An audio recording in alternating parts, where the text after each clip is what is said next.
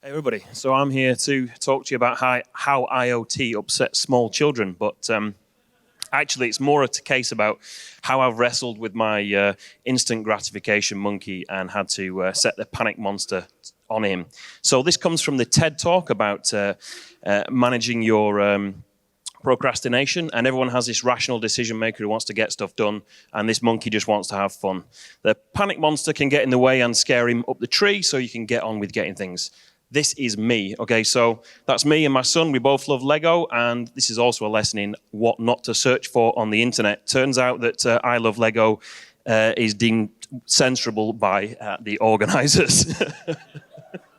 Okay, so, oh man, you've messed my slides up. Okay, so I was given a challenge to do a presentation on IoT at one of our company events. I decided to go for it, and then thought afterwards, maybe that wasn't the best idea. I don't really work in IoT and I don't do DevOps. So anyway, I decided it was a good idea. I get some Lego, I get started. I've always wanted some Mindstorms kit. And so the human and the monkey are both happy right now, okay? So the monkey's getting to play with stuff. The human's thinking, you know what? I think I've got control of my monkey. So this is some of the work I've done. I built some early concepts, started to play with some ideas. Everyone's happy, right? The monkey's playing, the human's thinking, I've got control. This is all good, what's not to worry about?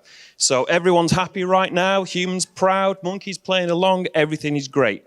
I've worked out, okay, I'm going to build some kind of smart factory concept. I'm going to do some quality assurance. I'm going to shrink it all down.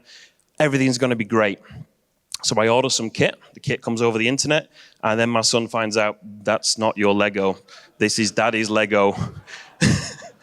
I'm not a bad dad, honestly. So move over, son. This is daddy's Lego. Let me get started with the builds. So at this point, the monkey's lived the dream, and the human starts to think, this is too easy. It cannot be this easy to control that monkey. Start to think about what you're actually going to do. What are you going to show? How are you going to demonstrate it? Where's the logic going to go? Oh my word, this is more of a challenge than I thought it was going to be. So I start to work out, where's the logic going to go? How am I going to control this thing? Where's our unique selling point? Obviously, I'm an SE, right? So I've got to do the whole sales thing. Oh my God, I've got 1 week to learn Python. Holy shit.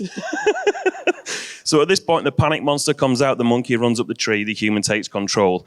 Okay, calm down. You're going to be all right. We're going to get this done. So I start to learn something called EV3 Python. That works okay on the Lego kit. Everything's going okay. I had to eat a lot of M&Ms. I had to work out the peanut ones were not good. Too many different sizes. Biscuit for the win.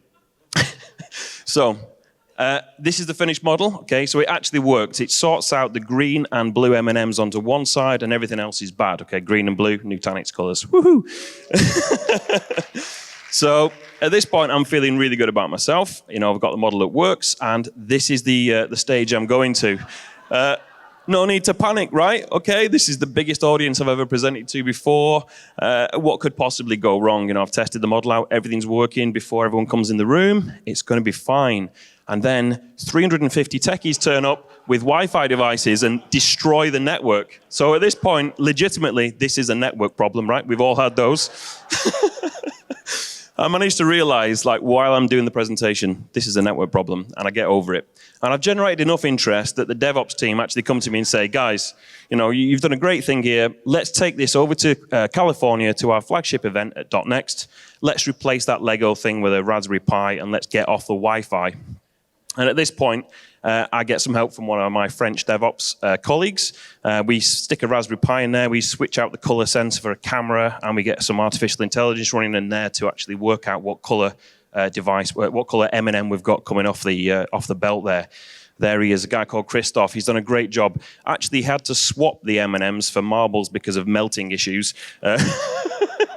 So even though it says on there, you know, I've built this M&M machine, actually it was a marble machine, but you know, it worked. It brought people over to the stand, and you know, I felt pretty good about it. So this is the finished model. The guy's written a user interface. You can control the model. You can see what's coming off the stream. You know, I'm feeling pretty good about this at this stage. There's only one thing I need to fix, all right?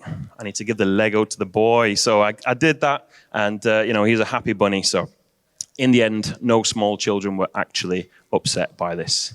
Thank you very much.